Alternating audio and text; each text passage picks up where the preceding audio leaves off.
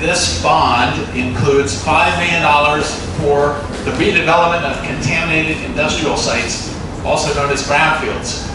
For any of you who've been to our facility in Santa Bay down at Fields Point, our building was built on a brownfield, and Santa Bay has always supported brownfield redevelopment as an important effort both to promote economic development and to solve persistent and significant environmental challenges that we have due to our industrial heritage. This bond really makes a big difference for brownfield investments. And to tell you more about it, I'd like to introduce Diana Campbell, who's Executive Director of the Mosaic Business and Community Development Corporation of Bristol. Diana?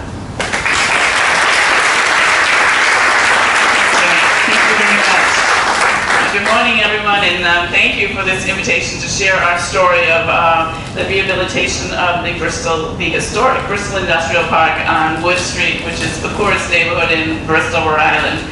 I'm here to thank you, Governor, for having this bond on here. I know firsthand the impact of the brownfields on a small community, a very poor community. I represent an organization called Mosaic. Mosaic is a nonprofit, a very tiny nonprofit organization. We have 6 employees with a very big mission to rehabilitate the historic Bristol Industrial Park with almost no money. So we rely on grants, and we rely on bonds like this one to do our capital improvements, including the brownfields cleanup we've done.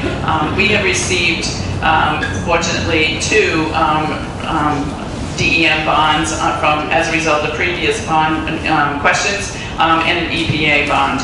We've cleaned our brownfield, or are in the process of the final phase of cleaning our brownfields. We've also installed filtration systems in the ground so that the water runoff that comes through goes into the system clean, where it eventually goes down to the Bristol Harbor, beautiful Bristol Harbor with nice restaurants, little plug for Bristol.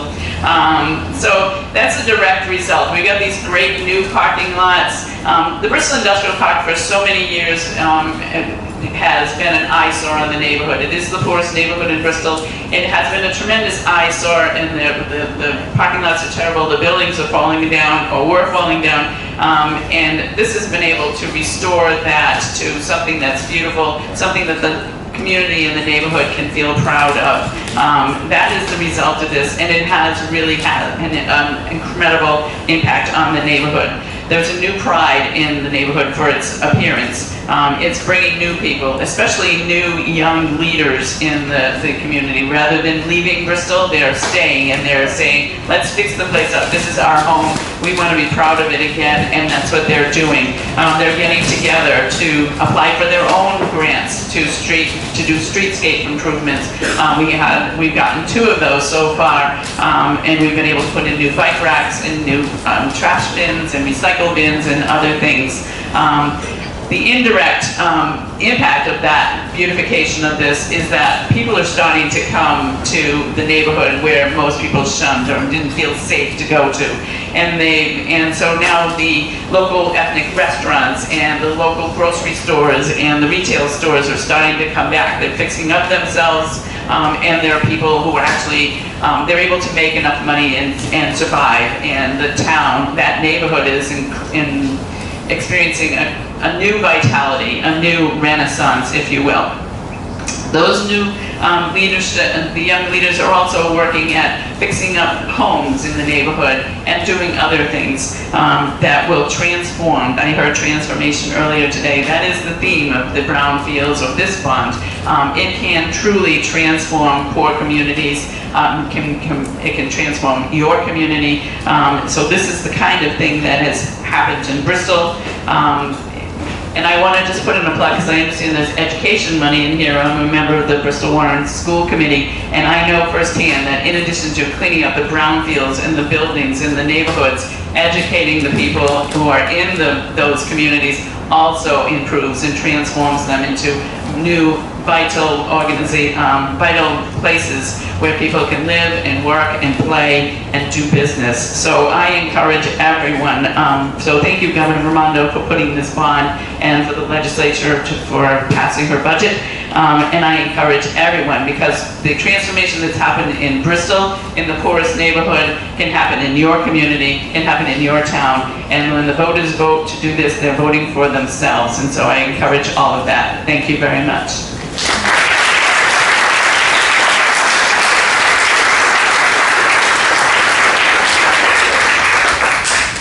So this is our moment to make an incredible difference for Rhode Island's environment, recreation, quality of life.